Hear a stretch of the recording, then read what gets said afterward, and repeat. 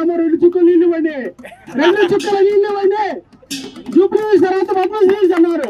ఎన్నిసార్లు నమ్మిస్తారు మమ్మల్ని? ఈ నమ్మలేదు మేము. దయచేసి నీళ్ళు. పద్మశ్రీ కాలనీలో నీటి సమస్య చాలా ఉంది. మంచి నీటి సమస్యను తీర్చాలని అధికారులను ఎన్నోసార్లు అడిగినాము, కానీ ఒక్కళ్ళు కూడా ముందుకు రాలేదు. వచ్చినారు, పాపయ్య గారు వాళ్ళు అందరూ వచ్చినారు, మేయర్ గారు అందరూ వచ్చినారు, తీరుస్తామని చెప్పినారు, కానీ ఇంతవరకు ఏమీ తీర్చలేదు. మేము ముందు ఎమ్మెల్సీ ఓట్లు వేయాలి కదా, మీకు అందరికీ మేము వేయాలి అని అంటే మీరు తప్పకుండా వచ్చి మాకు నీటి సమస్య తీర్చాలి. ఇదిగో చిన్న బిందె పట్టుకొచ్చినాను, ఈ చిన్న బిందె నీళ్లు కూడా రావట్లేదు, ఒక చుక్క పొట్టు నీళ్లు రావట్లేదు. మీరందరూ తప్పకుండా వచ్చి మాకు నీటి సమస్యను తీర్చాలని కోరుతున్నాను.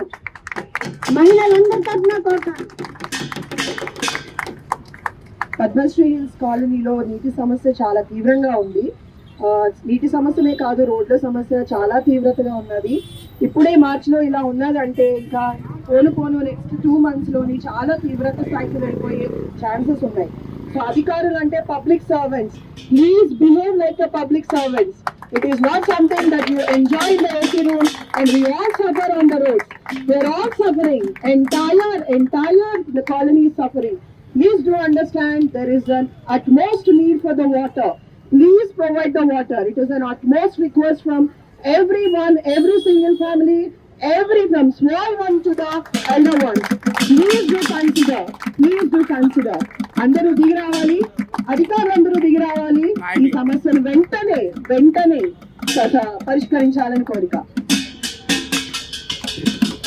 మిడిల్ క్లాస్ ఫ్యామిలీస్ అంతా కూడా 32 some 60-70,000 ఎర్న్ చేసేవాళ్ళు ప్రతి మంత్ గత 3 నెలల నుంచి డిసెంబర్లోనే నీటి యొక్క ఎద్దడి స్టార్ట్ అయింది.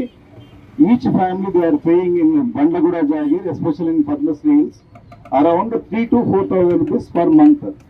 So government has to take considering to the problem of the middle class people who had no other government subsidies, whatever it may be. దయచేసి పద్మశ్రీ హిల్స్ లో కూడా కంపల్సరీ ప్రతిరోజు వాటర్ వచ్చే విధంగా మాకు కనెక్షన్ ఇవ్వాలని చెప్పేసి చాలా అపార్ట్మెంట్స్ కొత్తగా ఇప్పుడు కన్స్ట్రక్షన్ లోకి వస్తున్నాయి. నీటి ఎద్దడి చాలా ఉంది.